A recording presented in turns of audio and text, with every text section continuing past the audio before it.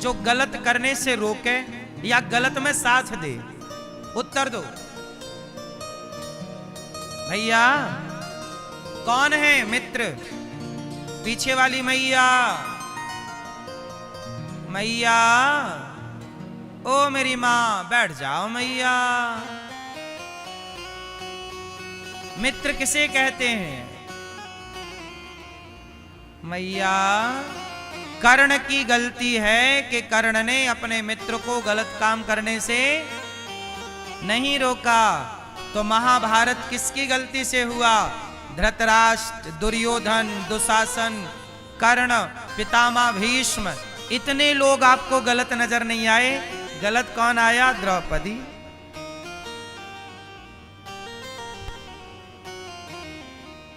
महाभारत क्यों हुआ? सही बंटवारा कर देते धृतराष्ट्र महाराज, पांडवों को 5 गांव दे देते, उनकी भूमि लौटा देते, तो ये महाभारत। इसलिए कहता हूं कि जमीन जायदाद हड़पा ना करो, कल भी हमने कहा था। अब महाभारत हुआ और महाभारत में ना 99 कौरव मारे गए। दुर्योधन की जांग तोड़ दी भीम भैया ने।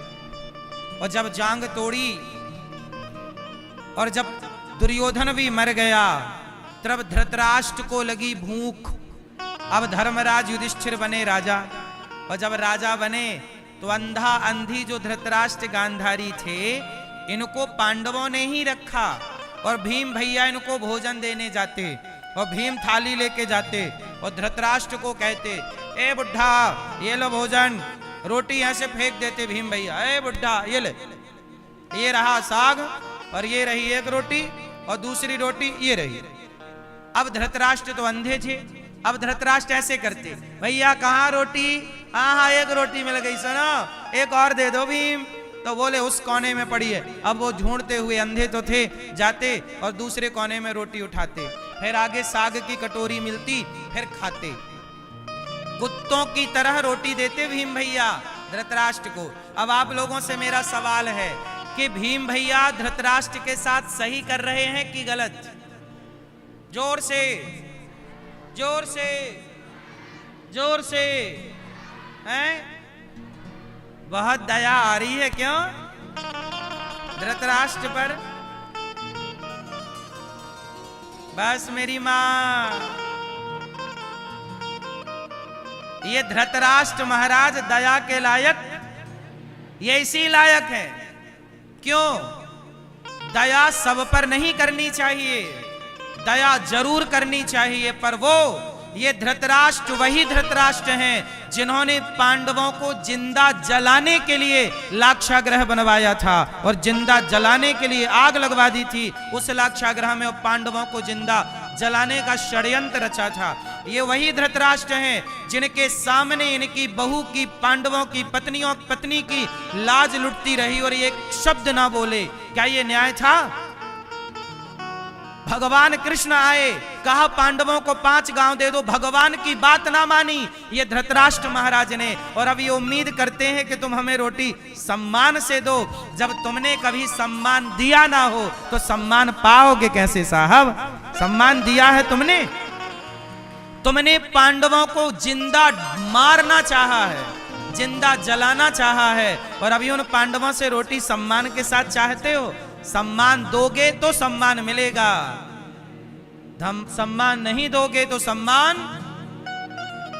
इसलिए धृतराष्ट्र की ये हालत के जिम्मेदार भीम भैया नहीं है, ये धृतराष्ट्र वही हैं कि धृतराष्ट्र ने बोला कि जरा भीम आओ मैं तुम्हें गले लगा लूं। वो गले लगाने के बहाने ना ये भीम को मार डालना चाहते थे। वो तो भगवान ने मोम का बना पुतला पकड़ा दिया तो इन्होंने चूर चूर कर दिया। ये वही धृतराष्ट्र हैं, ये दया के योग्य नहीं है।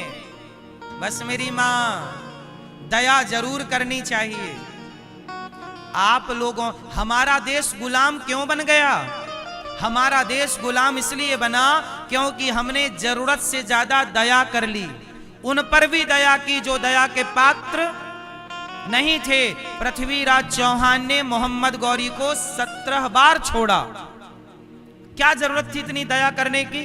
एक बार छोड़ा चलो, 2 बार छोड़ा चलो, 3 बार छोड़ा चलो, 4 बार छोड़ दिया, ठीक है दया कर ली। इतनी बार दया तुमने की और जब तुम्हें उसने एक बार पकड़ा तो उसने तुम्हें एक बार मौका, जब उसने एक बार दया नहीं की तो तुमने भी 17 बार दया क्यों की? मार देते ना मोहम्मद गौरी को तो तुम्हारी आंखें भी ना फूटती, तुम्हारी सिंहासन भी ना जाती और तुम्हारी पत्नी को जिंदा ना जलना पड़ता संयोगता को। आपकी पत्नी जिंदा जल गई। दया इतनी ना करना मेरे भारतवासियों कि उस दया के कारण तुम्हारी बहन बेटियों को जिंदा जलना पड़े। दया जरूर करनी चाहिए, पर कितनी, किस पर दया करें? दया धर्म का मूल है, पाप मूल अभिमान, तुलसी दया न छोड़िए जब तक घट में प्राण। हम ये नहीं कहते दया ना करो। क्या आतंकवादियों पर दया करना धर्म है? जोर से, आतंकवादियों पर दया करना धर्म नहीं, पाप हो जाएगा। इसलिए किस पर दया करें? धृतराष्ट्र महाराज दया के पात्र नहीं है। इनकी हिस्ट्री पढ़ो। ये भीम भैया इन्हें कुत्तों की तरह रोटी दे रहे हैं, ये भी भीम भैया का उपकार है। ये इस कुत्तों के रोटी के योग्य भी, इन्हें कुत्तों जैसी रोटी मिले ये इसके लायक भी नहीं है, लेकिन भीम भैया ने फिर भी दी रोटी इन्हें कि खाओ। जब आप हमारे साथ गलत ही गलत करेंगे और उम्मीद रखेंगे कि हम आपके साथ अच्छा करें, ना साहब, ये न्याय नहीं होगा। जैसे को भगवान कृष्ण का यही न्याय है। उदाहरण से समझो आप, हमारे कन्हैया न्याय करते हैं। कैसा न्याय करते हैं? अच्छा बताओ, झूठ बोलना धर्म है कि अधर्म है? जोर से, जोर से। झूठ बोलना पाप है, लेकिन भगवान कृष्ण ने ही महाभारत में कहा कि धर्मराज भैया, धर्मराज युधिष्ठिर बोल दो कि अश्वत्थामा मारा गया। झूठ बोलना पाप है, पर भगवान कृष्ण कहते हैं कि बोल दो, कि झूठ बोल दो। भगवान कृष्ण क्या कह रहे हैं? झूठ बोल दो। अब झूठ बोलना पाप है और एक तरफ भगवान खुद कह रहे हैं कि झूठ बोल दो। क्यों? इसे समझ पाए आप लोग आज तक? आओ हम समझाते हैं आपको बहुत गहराई से। झूठ बोलना पाप है, ये बात बिल्कुल सही है, परंतु आज गुरु द्रोणाचार्य क्या कर रहे हैं जानते हो? निर्दोष सेना को मार रहे हैं, चला रहे हैं बाण। शक्तिवान है, शक्तिशाली है, तो निर्दोष प्रजा को मार रहे, निर्दोष सेना को मार रहे हैं। तब भगवान ने कहा इनको रोकना पड़ेगा। कैसे रोकेंगे? बोले सच से रोकेंगे नहीं तो झूठ से रोको। तो हवा फैला दी कि इनका बेटा अश्वत्थामा मारा गया। भगवान ने कह दिया कि धर्मराज कह दो कि अश्वत्थामा मारा गया। धर्मराज बोले मैं नहीं बोलूंगा झूठ। तब भीम से कहा कि अश्वत्थामा नाम का जो अपना हाथी है इसे ही मार दो। मार दिया हाथी को, ये मर गया हाथी। बोले अब तो बोल दो। बोले बोल दे रहा हूं। तो बोल दिया। सबसे सूचना मिली तो गुरु द्रोणाचार्य ने सबकी बात नहीं सुनी। धर्मराज युधिष्ठिर पे भरोसा था कि ये बंदा कभी झूठ नहीं बोलेंगे। तो बताओ धर्मराज, अश्वत्थामा मारा गया क्या? तो कह दिया धर्मराज युधिष्ठिर ने अश्वत्थामा मारा गया, पर बोल दिया कि नरोवा कुंजरोवा, वो हाथी मारा गया कि नर मारा गया। इतना बोला कि भगवान ने शंख बजा दिया। समझ में नहीं आया और उन्होंने अपना धनुष रख दिया गुरु द्रोणाचार्य ने। और तब धृष्टद्युम्न तलवार लेकर आता है और तलवार लेकर के गुरु द्रोणाचार्य का सिर काट देता है। अधर्म से मारे गए कि नहीं? अब सवाल खड़ा हुआ कि जो भगवान सत्य की स्थापना करने आए, परित्राणाय साधूनां विनाशाय च दुष्कृताम धर्म संस्थापनार्थाय संभवामि युगे युगे, जो स्वयं धर्म की स्थापना करने आए, वो कृष्ण ने भला झूठ बोलने के लिए क्यों कहा? क्योंकि झूठ बोलना भी कई बार धर्म हो जाता है। कहां? जहां समाज की सेवा हो रही हो, यदि आपके झूठ बोलने से हजारों निर्दोष लोगों की प्राणों की रक्षा हो रही हो, तो वहां झूठ बोल देना चाहिए। उस सेना की रक्षा के लिए भगवान ने झूठ बोला। कई जगह ऐसी हैं जहां झूठ बोलना भी धर्म है। झूठ बोलना भी कहां झूठ बोले, कहां ना बोले? बोलो मेरी मां, कहां झूठ बोलना चाहिए? आपके झूठ बोल देने से यदि गौ माता, अच्छा चलो, एक कसाई गाय ले जा रहा था और उसके हाथ से गाय छूट गई और आपसे पूछा कि भैया ये गाय कहां गई, और आपने बता दिया कि वो रही गाय। आपने सच बता दिया कि गाय ये रही, तो कसाई ले जाएगा गाय को, काट देगा। आपने सच बोला, लेकिन इस सच बोलने के कारण आपको नरक जाना पड़ेगा, क्योंकि आपने सच बोल दिया। बोलो हाँ। यदि आपके सच बोलने से गाय मर रही हो तो वो सच पाप है, और आपके झूठ बोलने से गाय की रक्षा हो रही हो तो वह झूठ भी पुण्य है। इसलिए जहां स्वयं का स्वार्थ ना हो, अपने स्वार्थ को किनारे रख के यदि समाज के हित के लिए झूठ बोला जाए तो वह झूठ भी सच ही है। ये न्याय है, ये नीति है, ये धर्म है। बोलो हाँ। अब उदाहरण से समझो, भगवान राम ने बाली को मारा। मैया, ओ मोबाइल वाली मैया, बैठ के बना लो वीडियो मेरी माँ। पीली मैया, काहे खड़ी हो गई मेरी माँ?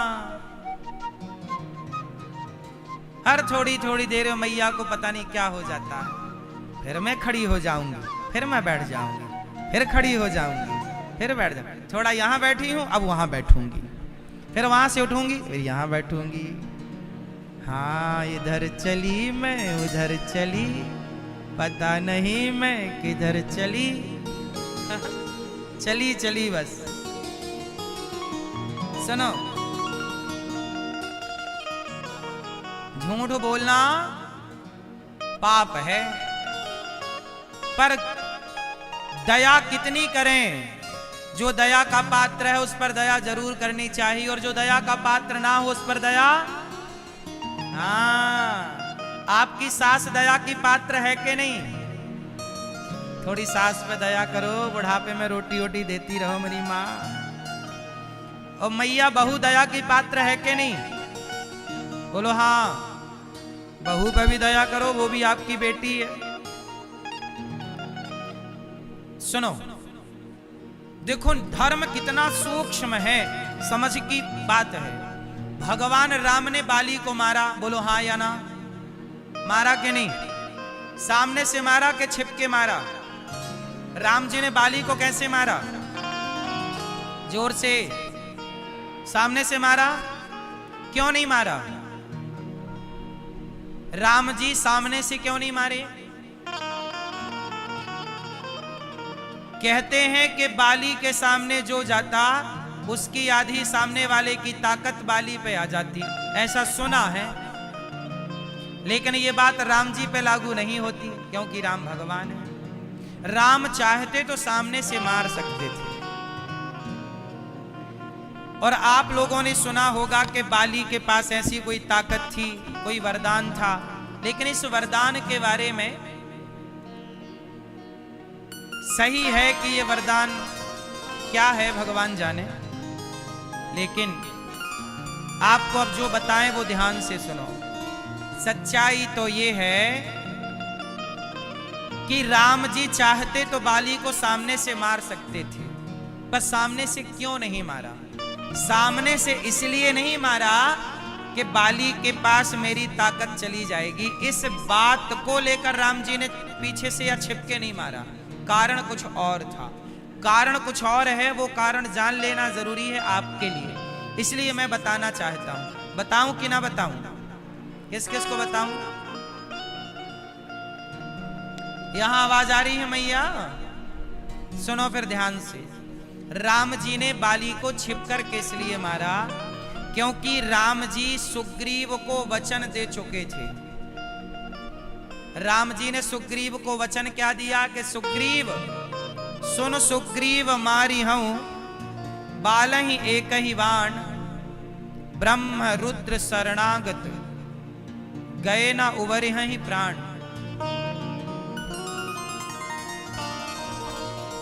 क्या कहा? राम जी ने कहा कि सुन सुग्रीव मारी हूं बालहि एक ही बाण ब्रह्म रुद्र शरणागत गए न उबरिहि। राम जी ने सुग्रीव को सुन सुग्रीव मारी हूं, राम जी ने सुग्रीव को मित्रता बनाई सुग्रीव से, और सुग्रीव को वचन दे दिया कि सुग्रीव तेरी पत्नी को तेरे भाई ने जबरदस्ती